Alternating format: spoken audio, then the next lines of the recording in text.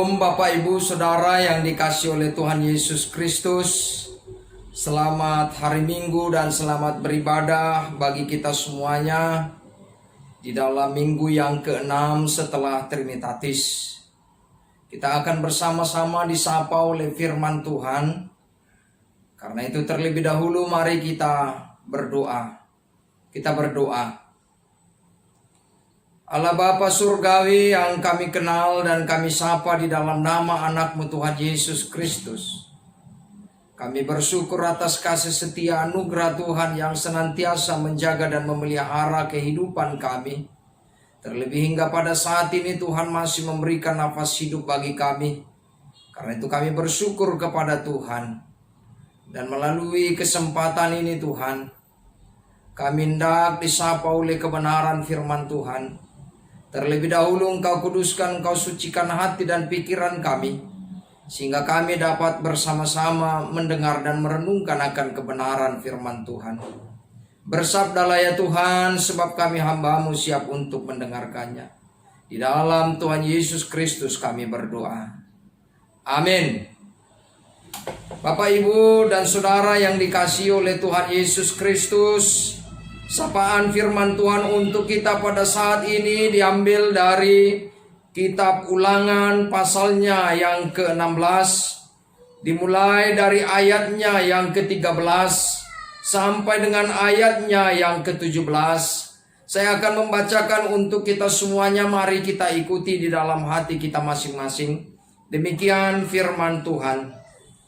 Hari raya Pondok Daun haruslah kau rayakan 7 hari lamanya.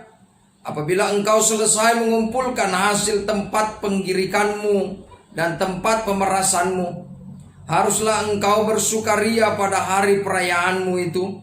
Engkau ini dan anakmu laki-laki, serta anakmu perempuan, hambamu laki-laki dan hambamu perempuan, dan orang Lewi, orang asing, anak yatim dan janda yang di dalam tempatmu. 7 hari lamanya harus engkau mengadakan perayaan bagi Tuhan Allahmu di tempat yang akan dipilih Tuhan. Sebab Tuhan Allahmu akan memberkati engkau dalam segala hasil tanahmu dan dalam segala usahamu, sehingga engkau dapat bersukaria dengan sungguh-sungguh. 3 kali setahun setiap orang laki-laki di antaramu harus menghadap hadirat Tuhan Allahmu ke tempat yang akan dipilihnya, yakni pada hari raya roti tidak beragi, pada hari raya 7 minggu, dan pada hari raya Pondok Daun. Janganlah ia menghadap hadirat Tuhan dengan tangan hampa, tetapi masing-masing dengan sekedar persembahan, sesuai dengan berkat yang diberikan kepadamu oleh Tuhan Allahmu. Amin. Sampai di situ pembacaan firman Tuhan. Bapak, Ibu, dan Saudara yang dikasihi oleh Tuhan Yesus Kristus, kitab Ulangan Deuteronomi merupakan kitab pengulangan dari Pentateuch atau 5 kitab Taurat Musa. Dan kitab ini dibagi di dalam beberapa bagian. Yang pertama adalah pesan Musa di depan umat Israel, pasal yang pertama sampai yang ke-11. Yang kedua yaitu pemberian dekalog atau 2 loh batu, 10 hukum Taurat atau 10 tita, pasal 12 sampai 26. Dan yang ketiga adalah tentang kematian Musa, pasal 27 sampai 34.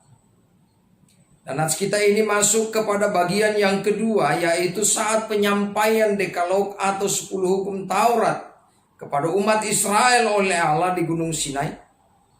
Dan melalui perjalanan peristiwa ini, ada banyak hal yang perlu kita pelajari di sana, terutama tentang hal yang mengajarkan ketaatan umat Tuhan kepada Allah.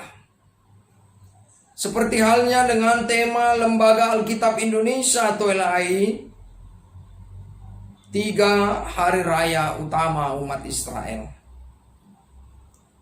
Hari raya biasanya dilakukan oleh umat Tuhan untuk mengingat atau menyatakan bagaimana Tuhan menyertai mereka di dalam kehidupan mereka.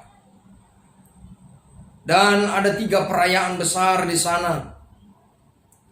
Seperti yang dinyatakan di dalam nats firman Tuhan Ulangan pasal 16 ini. Yang pertama adalah perayaan Paskah. Yang kedua adalah hari raya 7 minggu yang pada saat ini disebut dengan hari raya Pentakosta. Dan yang ketiga adalah hari raya Pondok Daun atau pesta panen yang orang Batak sering juga melakukan ini sebagai pesta Gotilon. Dan nats ini masuk kepada bagian yang ketiga, yaitu pesta Pondok Daun atau pesta Gotilon. Dikatakan di dalam firman Tuhan, engkau akan melakukannya 3 kali di dalam setahun. Dan hal itu merupakan ketentuan-ketentuan yang dilakukan di dalam perjanjian lama. Hal itu dilakukan oleh umat Tuhan kepada Tuhan sebagai wujud dari kesetiaan dan ketaatan mereka kepada Tuhan. Dan ayat 16 dikatakan di sana bahwa jangan engkau datang kepada Tuhan dengan tangan yang hampa, tetapi bawalah persembahan sesuai dengan berkat yang diberikan oleh Tuhan kepada kita. Itulah sebabnya bahwa pada minggu ini tema khotbah bagi kita semuanya adalah penyembahan dan persembahan. Kata sembah ini sendiri, Bapak, Ibu, dan Saudara, diterjemahkan sebagai penyataan hormat dengan penuh hikmat kepada Tuhan. Dan penyembahan itu merupakan suatu proses, cara, perbuatan untuk menyembah. Persembahan itu sendiri adalah wujud dari pemberian, mempersembahkan, memberikan. Maka penyembahan dan persembahan ini di dalam konteks iman Kristen, kedua hal ini, kedua kata ini tidak dapat dipisahkan. Dan dikatakan di dalam surat Rasul Paulus kepada jemaat di Roma, Roma pasal 12 ayat yang pertama dikatakan bahwa supaya kamu mempersembahkan tubuhmu sebagai persembahan yang hidup, yang kudus dan yang berkenan kepada Allah, itu adalah ibadahmu yang sejati. Dari perkataan firman ini dapat kita mengerti bahwa yang dinamakan dengan penyembahan dan persembahan adalah memberikan kehidupan kita, memberikan tubuh kita, memberikan segenap kehidupan kita dengan taat, takut di hadapan Tuhan. Karena itu ada beberapa contoh yang dikatakan di dalam firman Tuhan, Bapak, Ibu, dan Saudara. Seperti Abraham, ketika dia mempersembahkan anaknya Ishak, di sana dia menunjukkan sebuah kesetiaan kepada Allah. Dengan rela dia berkorban kepada Allah. Dia tidak khawatir kepada Tuhan. Bahkan yang sangat berharga sekalipun dia berikan kepada Tuhan. Wujud pengabdiannya, wujud hormatnya kepada Tuhan. Karena itulah sebagai umat-umat Tuhan, maka kita harus membawa kurban ke hadapan Tuhan. Kurban yang terbaik sebagai contoh atas apa yang telah dilakukan Abraham. Sungguh luar biasa imannya kepada Tuhan. Itulah yang dapat dia lakukan. Yang kedua, bagaimana kita berbagi terhadap sesama seperti dikatakan di dalam Ibrani pasal 13 ayat 15 sampai 16. Bahwa bukan hanya ungkapan bibir saja, tetapi perbuatan kita kepada orang-orang yang membutuhkan, orang-orang miskin. Semua mereka membutuhkan. Artinya bahwa persembahan itu dapat kita berikan dalam wujud perbuatan, di dalam tindakan kita sebagai umat-umat Tuhan yang saling menolong, yang saling membantu antara satu dengan yang lain. Maka itulah wujud dari pertumbuhan iman kita. Yang ketiga adalah ungkapan syukur kita kepada Tuhan. Memberi bukan karena kita mau memperoleh sesuatu, Tetapi orang yang memberi kepada Tuhan adalah orang yang mengucap syukur karena telah diberikan berkat oleh Tuhan. Apa yang kita peroleh terlebih dahulu, semuanya itu bersumber daripada Tuhan. Terlebih dahulu Tuhan telah memberikan kepada kita, sehingga apa yang dikatakan dalam 1 Tawari pasal 16 ayat 34, bersyukurlah kepada Tuhan sebab Ia baik. Bersyukurlah kepada Tuhan sebab Ia baik, bahwasanya untuk selamanya kasih setianya. Bersyukurlah kepada Tuhan sebab Ia baik, bahwasanya kasih setianya untuk selama-lamanya. Tuhan telah memelihara kehidupan kita, bukan hanya secara jasmani, tetapi Tuhan telah memberikan keselamatan kepada kita sehingga kita memperoleh kehidupan yang kekal. Karena itulah sebagai orang yang percaya, kita harus datang kepada Tuhan dengan penyembahan dan persembahan kita. Tidak boleh kita berhenti datang kepada Tuhan. Di dalam konteks masa sekarang ini Bapak Ibu dan Saudara, suasana COVID-19 ini, bagaimana sesungguhnya kita datang kepada Tuhan. Penyembahan dan persembahan harus benar-benar kita nyatakan kepada Tuhan. Jangan karena ibadah tidak ada di gereja lalu kita tidak beribadah lagi kepada Tuhan. Salah, bahwa kehidupan kita ini itu adalah ibadah, penyembahan kepada Tuhan, memberikan yang terbaik kepada Tuhan. Di tengah-tengah situasi pada saat ini, bagaimana kita tetap beribadah kepada Tuhan di tengah-tengah keluarga kita, dan juga persembahan kita berikan kepada Tuhan. Apa yang kita lakukan dengan persembahan kita? Sudahkah kita memberikan persembahan kita?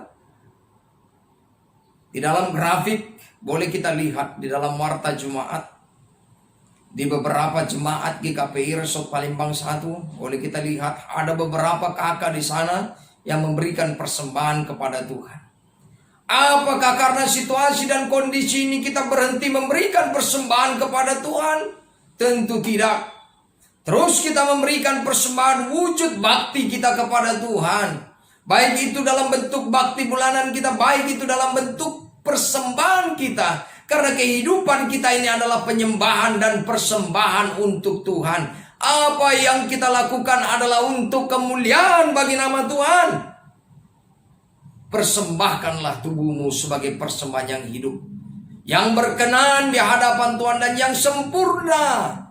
Itulah ibadah kita yang sejati. Jangan karena situasi dan kondisi ini kita lalu berhenti untuk melakukan penyembahan dan persembahan kita. Bahkan di tengah-tengah situasi kehidupan ini, kita tahu bahwa kasih Tuhan tidak pernah berhenti bagi kita. Takkan beranjak, takkan bergoyang, demikianlah firman Tuhan. Biarpun gunung-gunung beranjak dan bukit-bukit pun bergoyang, namun kasih setiamu kan datang, takkan beranjak dariku. Biarpun gunung-gunung beranjak, bukit-bukit bergoyang, tak akan beranjak kasih setia Tuhan. Lalu mengapa kita harus beranjak dari hadapan Tuhan? Maka hidup kita sebagai orang-orang yang percaya adalah penyembahan dan persembahan. Tetaplah menyembah Tuhan di dalam kerendahan hati kita. Tetaplah memberikan persembahan sebagai wujud dari iman kita kepada Tuhan. Semuanya itu hanya untuk kemuliaan bagi nama Tuhan. Selamat hari Minggu bagi kita semuanya, sebab hidup kita ini adalah penyembahan dan persembahan. Tuhan Yesus memberkati kita. Amin. Kita berdoa. Allah Bapa Surgawi, Allah yang Maha Kasih yang kami sembah di dalam Tuhan Yesus Kristus. Terima kasih Tuhan atas sapaan firman Tuhan pada saat ini bagi kami semuanya, yang mengajarkan kepada kami untuk selalu menyembah Engkau dan memberikan persembahan kepada Tuhan sebagai wujud akan penyertaan Tuhan di dalam hidup kami. Inilah abdi kami kepadamu Tuhan. Inilah ketaatan kami kepadamu Tuhan. Engkau yang selalu senantiasa melindungi kami, menuntun kami, sehingga kami hidup senantiasa di dalam Tuhan. Bapa di dalam kerajaan surga, di dalam hidup kami menyadari kami manusia yang berdosa, yang terbatas. Ampuni kami Tuhan, ampuni kami Tuhan, sehingga kami layak di hadapan Tuhan dan layak untuk datang kepada Tuhan. Dalam nama anak-Mu Tuhan Yesus Kristus kami telah berdoa dan mengucap syukur. Amin. Shalom.